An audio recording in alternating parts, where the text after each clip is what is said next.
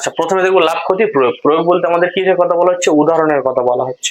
উদাহরণ যেটা 10 পয়েন্ট লেসনের ঠিক আগে আছে, আগের পেজগুলোতে, যেখানে 14 আর 20 এই দুটো উদাহরণ করবে বা প্রয়োগ করবে। এরপর আসি কোষে দেখি লেসন 10.1, যেখানে 8-এর দাগ, 9-এর দাগ, 10-এর দাগ, 11, 12, 13, 16, 17। দেখে নাও এই কটা অঙ্ক এখান থেকে করছো, যেখান থেকে 13, 16 আর 12 এই কটা একটু বেশি ইম্পর্টেন্ট। তারপর আসছি 4 আছে এমসিকিউ। এমসিকিউ কি? 1 মার্কস। এগুলো সব 1 মার্কসের জন্য। 4-এর দাগে যেগুলো, সেটা হচ্ছে কি 1-এর দাগ করবে, 4-এর দাগ করবে, 5-এর দাগ করবে, 1, 4, 5। 5-এর দাগে যেগুলো 2 মার্কসের জন্য, সেগুলো কি করবে? 1, 2, 4, 6 এই কটা অঙ্ক এখান থেকে করবে। লাভ ক্ষতি কমপ্লিট। এরপর আচ্ছা, নেক্সট আমরা আসবো বীজগণিত। বীজগণিত দিকে তাকাও, যেখানে হচ্ছে দুটো নিয়ম আমরা জানি। এই দুটো নিয়ম আশা করি তোমরা প্রত্যেকে জানো, একটা অপনয়ন আর একটা পরিবর্ত পদ্ধতি। এই দুটো পদ্ধতি যে কোনো একটা পড়তে পারে বা দুটোই পড়তে পারে, দুটো সমাধান। তো এখানে কি কি দেখবে? অপনয়নে 5.3 বসে দেখি, এখানে কি দেখবে? 5-এর দাগ, 6-এর দাগ, 7-এর দাগ, 10-এর দাগ, 12-এর দাগ, আর এটা সম্ভবত 13 হবে, 13-এর দাগ।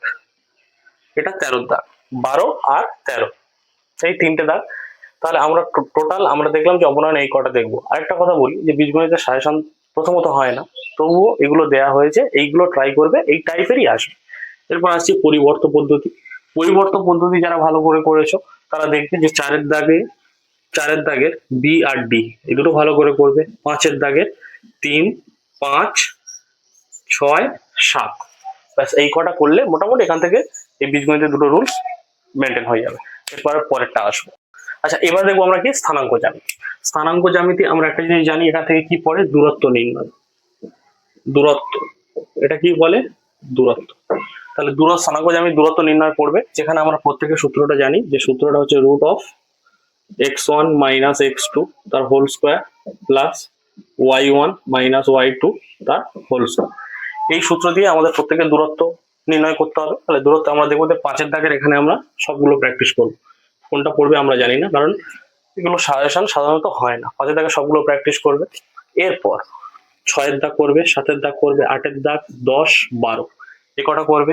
15-এর দাগে 1, 2, 3, 4, 5 মানে এক ধরনের সবগুলোই করবে। 16-এর দাগে 1, 2 আর 3। এরপর আসলে উপপাদ্য। উপপাদ্য আমরা দেখে নেবো যে 2 ধরনের উপপাদ্য তোমাদের এখানে পড়বে। সেটা হচ্ছে কি কি? 2 ধরনের উপপাদ্য। একটা হচ্ছে ভেদক ও মধ্যবিন্দু সংক্রান্ত, আর একটা হচ্ছে ক্ষেত্রফল সংক্রান্ত।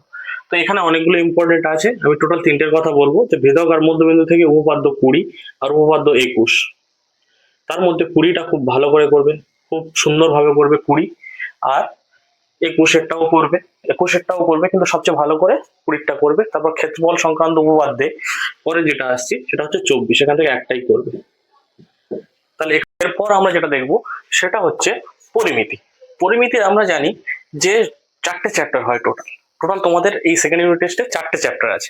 একটা হচ্ছে কি, যে 16 লেসন, যেটা বৃত্তের পরিধি, আর একটা 15.1, 15.2 আর 15.3। এই 4টে লেসন থেকে টোটাল কটা অঙ্ক আসে? 3টে অঙ্ক আসে। এবার এই 4টে লেসন থেকে যখন 3টে অঙ্ক আসে, আমাদের মোটামুটি 2টো করতে হয়, আর একটা মানে অপশনাল থাকে।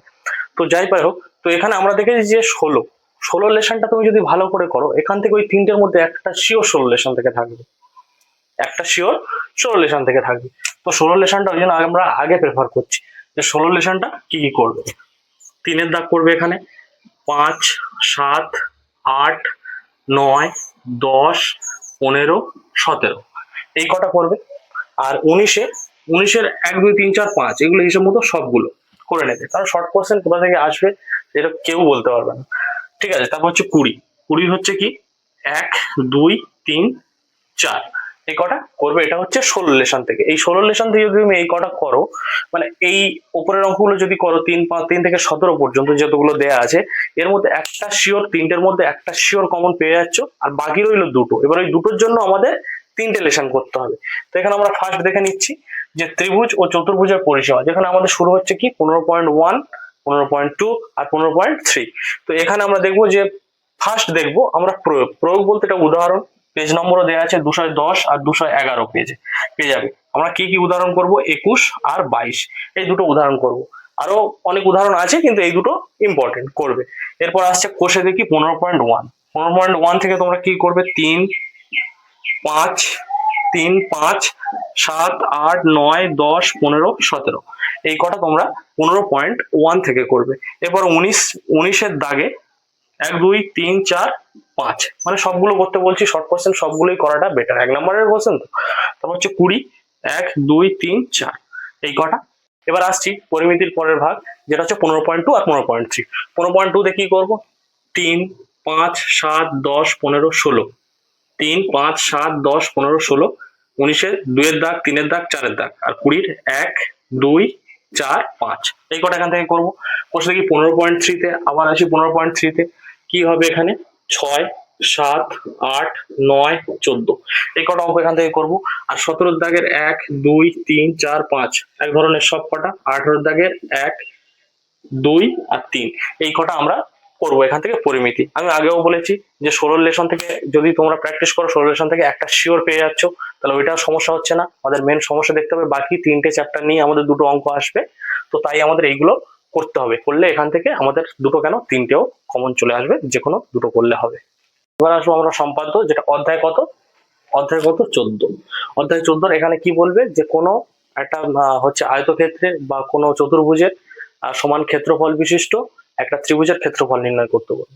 তাহলে সেটা হচ্ছে কি আমাদের, তার জন্য 14 লেশনে কোর্স থেকে 14-র 1, 2, 3, 4 এই কটা আমরা প্র্যাকটিস করব। আমরা নিয়মটা প্রত্যেকে যদি ভালো করে জানি, তো এই কটা প্র্যাকটিস করলে আমাদের কমন শিওর চলে আসবে। ব্যাস এইটুকুটাই আমার এই পর্যন্ত টোটাল সাজেশনটা শেষ। আর যারা লাখ